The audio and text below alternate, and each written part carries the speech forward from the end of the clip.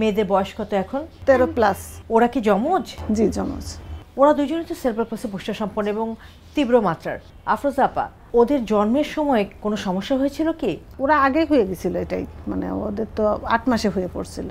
তখন কি করেছিলেন যখন ওরা আগে হয়ে গেল? হসপিটাল, আমি ছিলাম এক হসপিটালে, ওদেরকে শিশু হাসপাতালে নিয়ে রাখা হয়েছিল, ইনকিউবেটরে রাখা হয়েছিল। ও আচ্ছা আচ্ছা। ইনকিউবেটরে 9 দিন রাখা হয়েছিল।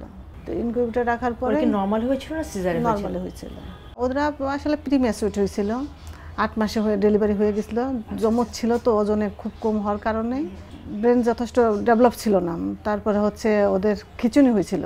ওর 7 মাসের সময় খিঁচুনি ছিল, একদিনে 3বার খিঁচুনি হয়েছিল। খিঁচুনি হওয়ার পরে ও জাস্ট তখন থেকে কথা বলা পুরাটাই বন্ধ।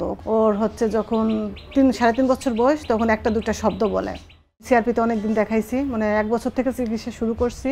ওকে অনেক স্পিচ থেরাপি দেওয়া হয়েছে, কিন্তু সে এরকম ডেভেলপ করে নাই। মানে কোনো কথা ও খাইতেও পারতো না, মানে কোনো শক্ত খাবার খাইতে পারতো না, লিকুইড খাবার খাইতে।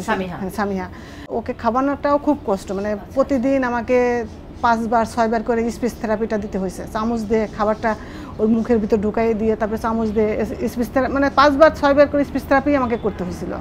3.5 বছরের সময় ওকে একটা টিচার দেয়, তখন দেখি যে ও 1 বছরের ভিতর শব্দগুলো শিখে যায়, কথা বলে 2-4টা করে কথা বলে, কিন্তু বাক্য বলতে পারে না। তখন দেখি যে ওর লেখাপড়ার প্রতি খুবই আগ্রহ এবং সে খুব তাড়াতাড়ি সবগুলো শব্দ শিখে গেছে।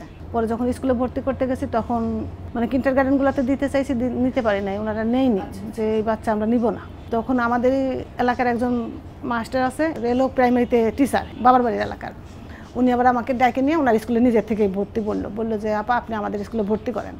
ওরা ওনার স্কুলে ভর্তি করলাম। ভর্তি করার পর আনানিও করি, প্লাস হচ্ছে বাসায় থেরাপিস্ট এসে ব্যায়াম করায়। তারপরে আমি তো নিজে করাই, লোক রেখে করাই, তারপর থেরাপিস্ট আসে, থেরাপিস্টের সাথে করাই, স্কুলে আনা নেওয়া করি, এইভাবেই চলতে থাকে। পরে করোনা হলো, করোনার ভিতর স্কুল তো বন্ধ। স্কুল বন্ধ থাকার পরে ওকে আমি হচ্ছে ক্লাস 3তে যখন উঠবে তখন হচ্ছে আমি ওকে মতিঝিল গভর্নমেন্টে ভর্তির জন্য অ্যাপ্লিকেশন করলাম। ও চান্স পাইল, ওকে দিতে পারলাম না কারণ ওর তখন লেখা শেখেনি। আপা, সামিহা আর সাহিবার মধ্যে বড় কে?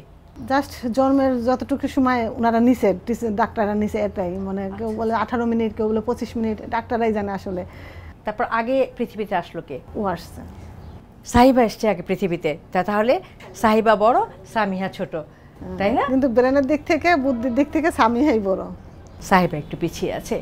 সাইবার হচ্ছিল ওর যখন 1.5 বছর বয়স। আমি তো ওর 7 মাসের সময় খিঁচুনি হওয়ার পরে আমি যখন ডাক্তার আমাকে রেফার করলো, মানে যে ডাক্তারের কাছে আমরা ওদের ফার্স্ট ট্রিটমেন্ট করছিলাম, ওই ডাক্তারের কাছে যখন আমি নিয়ে গেছি তখন উনি আমাকে বললো যে ওর খিঁচুনি যেহেতু হয়েছে ওরও হবে। তখন আমি বললাম যে যেহেতু যদি না হয় এরকম কোনো কিছু করা যায় কিনা। তা উনি বললো যে খিঁচুনি হওয়ার আগে আমরা মেডিসিন দিতে পারবো না, হওয়ার পরে আমরা দিব। ওরই শুধু মেডিসিনটা চলতো, খিঁচুনি মেডিসিন।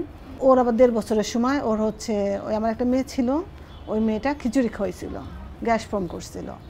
গ্যাস ফর্ম করে প্রচুর বমি করে পুরো শরীর নীল হয়ে গেছিল। পরে আমরা যখন ডাক্তারের কাছে নিয়ে গেছি তখন ডাক্তার নাই, এ ডাক্তার ও ডাক্তারের কাছে ছুটাছুটি করতে যে সময়টা গেছে ওর, তখন ওই যে তখন ডাক্তার পরে বলছে, টেস্ট করার পর বলছে যে ওর কোমর থেকে পুরাটা শক্তি নাই। খিঁচুনি কি এখন হচ্ছে? না, খিঁচুনি আর তারপরে হয়নি, ওই একবারই হয়েছে, শুধু দুজনেরই একবার হয়েছে, আর দ্বিতীয়বার কোনো খিঁচুনি হয়নি।